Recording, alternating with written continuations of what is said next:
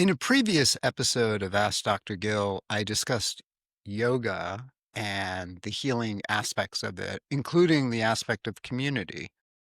And I received some questions about that from listeners, and I want to dive a little deeper into the connection between yoga, co-regulation, and attachment theory. So stay tuned.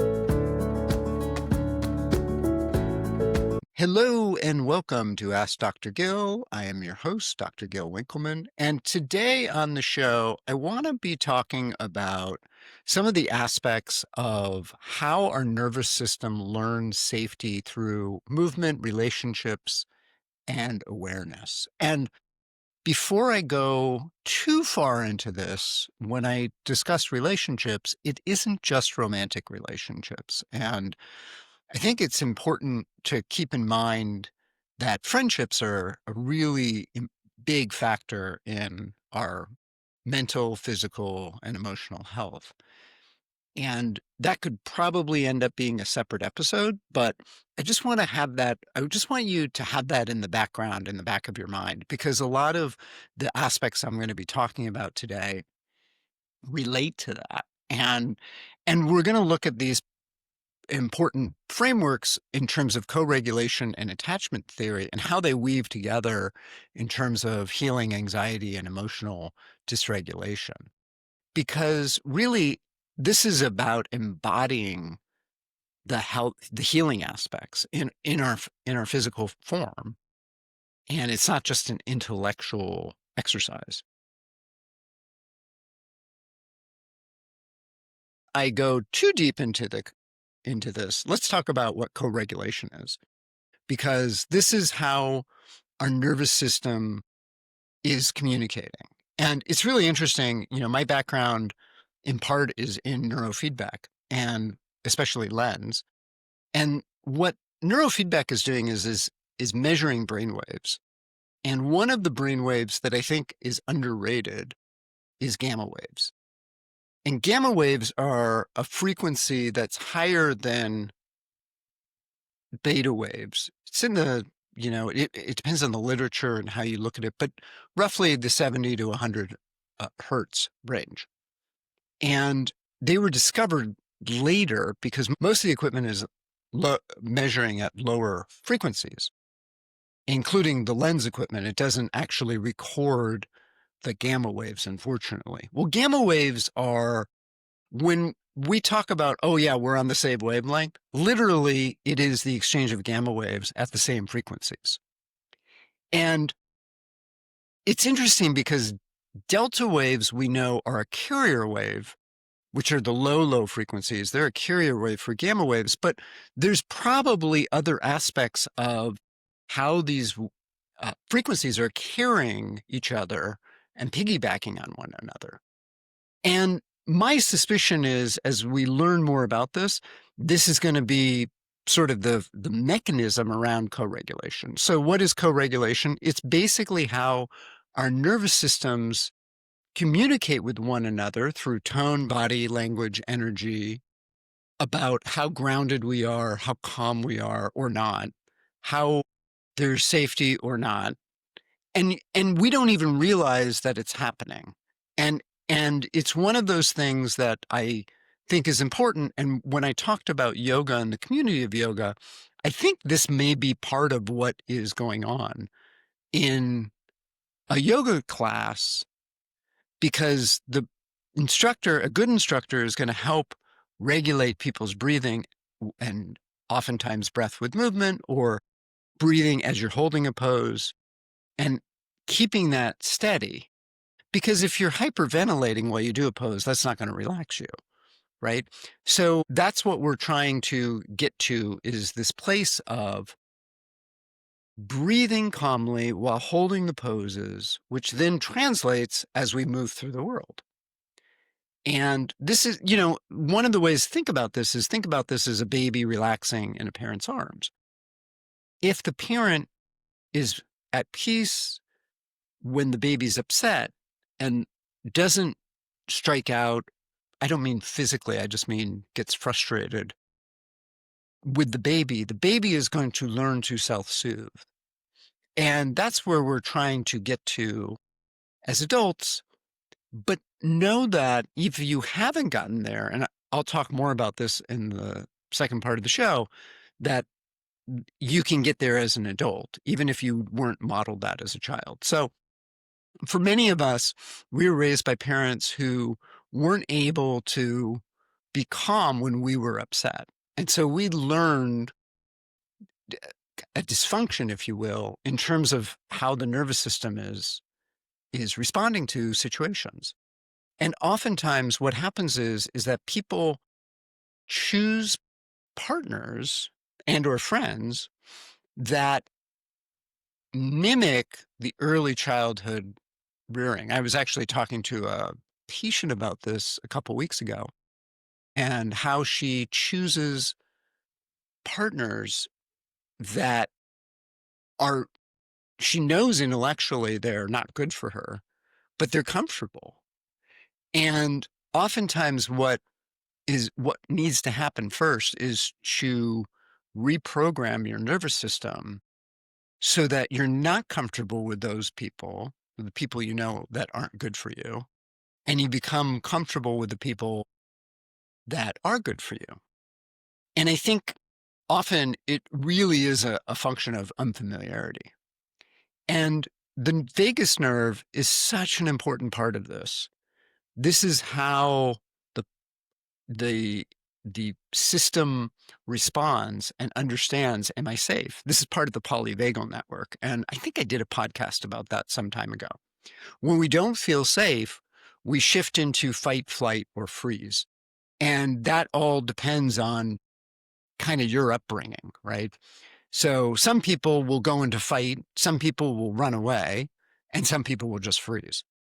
Usually you don't do all three, but sometimes you do. And if you learn that over time, this becomes chronic. This becomes the chronic dysregulation. And usually that is a function of childhood and how you were raised, but not always. Sometimes it's part of how we're wired. I talked about that in the podcast about attachment theory. And just as a reminder about that, so attachment theory helps us understand how we learn to regulate and how we learn to relate to people. So if you're secure, you learn people are safe and your emotions can be shared. And that's easy. If you're anxious, you stay alert. You're always scanning for disconnection. And part of it in terms of co-regulation is if you're anxious and your partner, let me back up. If you're an anxious attacher and your partner is going through a problem, oftentimes the anxious partner becomes more anxious, even if their partner is secure, when the secure person expresses something that is going on with them. And that's not super fair to the secure person, all right? But the anxious person heightens the experience that is going on for the secure person, even if it's not that big of a deal for the secure person. It becomes amplified in their mind. Again, this is I'll say exaggeration, but for someone with anxious attachment, this may sound familiar. Likewise, someone who's avoidant might move away from emotion to stay safe. And so if their partner who's either anxious or secure is having a problem at that moment, the avoidant person may avoid the situation and not be there for the partner because they can't handle the emotional intensity. And the disorganized might do both at the same time. They may get close, they may run away because that's kind of what they do. And so in these situations, co-regulation can be very challenging. Now, if an anxious or an avoidant person is with someone with secure, attachment style who recognizes what's going on, then healing can occur, right? That puts a lot of work on the secure person, but it's also putting work on the avoidant or the anxious person, because they're having to be aware of what's going on in their body and then reprogram that. So this is where yoga and meditation can be very, very helpful, because awareness allows us to understand the visceral experience meaning what's going on in my body.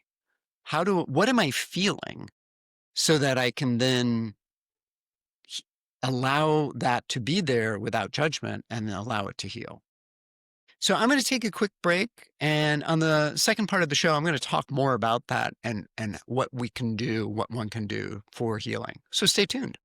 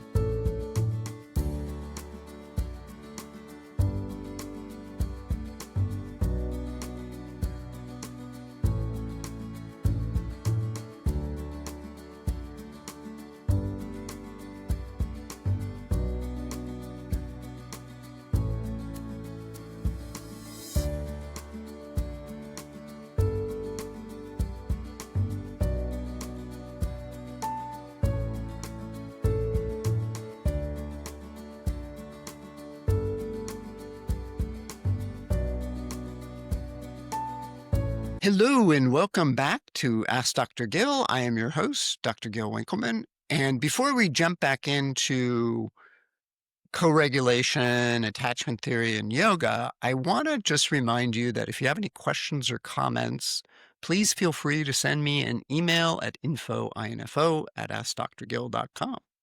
And that's part of where this episode is coming from, was from comments from listeners like you, asking about specific things from a previous podcast. So, and it gives me more information and more topics, if you will, to talk about. So, okay, so we understand that co-regulation is how people can attune their nervous systems to one another to calm down. And this isn't just in romantic relationships. It's also friendships that are really important in terms of this. And I think in our society of Disneyifying everything, that we as a group, in Western culture at least, tend to value romantic relationships more than friendships.